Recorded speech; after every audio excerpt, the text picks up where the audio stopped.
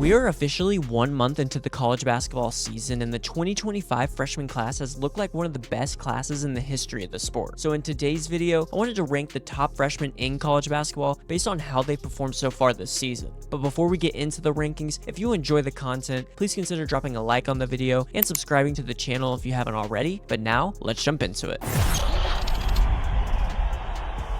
And to start, I wanted to quickly mention that Darryn Peterson from Kansas and Braylon Mullins from UConn are not included in my rankings due to their injury problems so far, but I still think they are both top freshmen in this class and will have a huge impact later on in the season.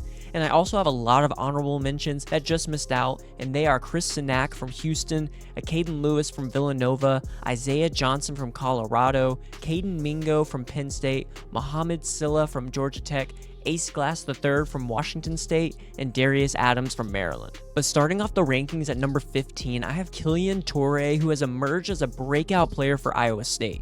Toure is averaging 12 points on 58% shooting, and he exploded at the Players Era Festival, posting back-to-back games of 19 plus points after Tamin Lipsey's injury opened the door for extended minutes for him.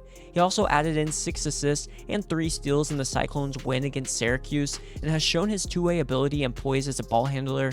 And with only one game below 50% shooting this season, Toure's efficiency and confidence have been eye-opening for me as a freshman, and he's quickly becoming a major weapon in the Cyclones backcourt. Next at number 14, I have Tounde Yessoufou from Baylor, who has been showcasing a lot early on this season. Currently, he is averaging 17 points, 6 rebounds, and 2.5 steals per game, and recently went off for a career-high 27 points on 11 for 15 shooting against Sacramento State, which was a good sign, as his efficiency has been one of my biggest concerns through the early part of the year for him, as he is shooting just 26.5% from deep this season. But his combination of power and versatility hints at the enormous potential he has, and as he continues to grow this year, Yessoufu's ceiling just keeps going up. Coming in at number 13 is Neoklis Avdalas from Virginia Tech, and Avdalas is one of the most gifted playmakers in the entire freshman class this year. He's averaging 13.7 points, 5 assists, and nearly 4 boards so far, and his playmaking ability has instantly elevated Virginia Tech's offense. His breakout 33 points, 6 assists, 5 rebound performance against Providence earlier on this season put him on the national radar, and at 6'9", Avdalas combines size and creativity to thrive both on and off the ball, and his play to start the season has been crucial to the Hokies' strong 7-2 start. At number 12 is Illinois big man David Mirkovic, who has quietly become one of the most unique freshman bigs in college basketball. On the season, Mirkovic is averaging 14.5 points and 10 rebounds and nearly 3 assists, and he's a bruising 6'9" forward who blends power with surprising finesse for a big man, and his 27-point, 21-rebound performance against Colgate was one of the best games by any freshman this season and highlighted his skill and relentless motor on the glass. And while he's had tougher outings against top-tier teams like UConn and Alabama, Mirkovic's ability to carve out space, pass from multiple spots on the floor, and stretch the defense makes him one of the most well-rounded freshmen in the country. And coming in at number 11 is Hans Steinbach, who has been nothing short of amazing for Washington this year. The 6'11" German big man opened his college career with a dominant 21.7 rebounds, 6 assists debut, and immediately looked like the Huskies' best player from the beginning. And then he followed that up with 3 straight double-double performances before an injury forced him to be out for a couple of games. But once he was back healthy, he returned even stronger, it seemed, dropping 29 points and 10 boards in a tight loss to UCLA. And Steinbach is an absolute force on both ends of the floor, especially on the interior, and the Huskies are simply a better team when he's on the floor. But making it inside the top 10 at number 10 is Arkansas's Meleek Thomas, who's averaging 17.5 points, 4.5 rebounds, and 3.5 assists so far this season. And Thomas leads the Razorbacks in scoring and holds a strong offensive rating, which makes him one of the most efficient freshman guards in the country, actually. And Thomas, he's an elite playmaker and an excellent shooter, and has scored scored 13 or more points in every game this year, and as part of one of the top backcourts in the nation alongside Darius Acuff, Thomas continues to show why he's viewed as one of the best young guards in all of college basketball. At number 9, I have Arizona freshman Koa Peat, who opened the season with one of the most dominant debuts in college basketball history when he scored 30 points against last season's national champion in the Florida Gators. And although he hasn't matched that peak since, he still had a great season so far, averaging 15.5 points and nearly 6 boards while leading the Wildcats in scoring.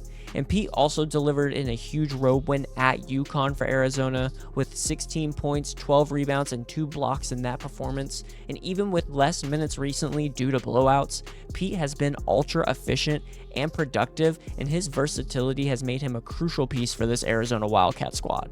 Ament is next for me at number 8 and has had an up and down but productive start for Tennessee. He's averaging 17 points and 7.5 rebounds with multiple 20-point games under his belt, including a strong outing against Rutgers and also against Kansas, but he's definitely struggled with his efficiency to say the least, especially from beyond the arc, as he's shooting just 31% from deep through his first 9 games. But Ament draws fouls at a high rate and is a good free throw shooter, so he keeps finding ways to impact games when he's not shooting the best. And although he is still raw as a prospect, he's having a better year than most freshmen, and as he adjusts to higher level competition, his efficiency and versatility will just keep getting better. At number 7, I actually have Stanford guard Ebuka Okorie, who has been one of the most surprising freshman stars of the season to me. Okorie is averaging 21.5 points per game and is second in scoring out of all freshmen in the entire country, and he absolutely exploded out of the gate, scoring 26 points in his college debut and then followed up with 29 points in his next game. And overall, he scored 20 plus points in 5 of his 8 games this season and has quickly become Stanford's top scoring option.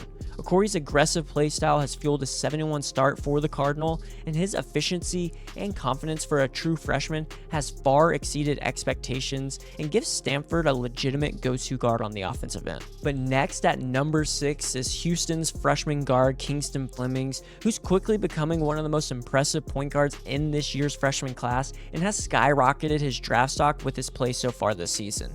Flemings is averaging 15.5 points, 5 assists, and shooting over 52% from 3, and has already taken on major playmaking responsibilities for a Houston team that already has a lot of returning production from last year.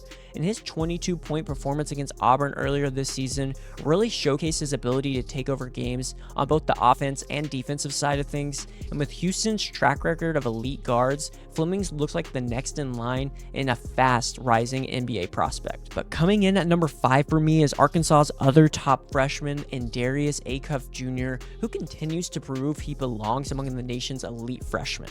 So far this season, Acuff is averaging 17.5 points and over 5 assists per game, and he's shooting 41% from 3 and has shown he can play against some of the best competition, as Arkansas has had a tough schedule so far.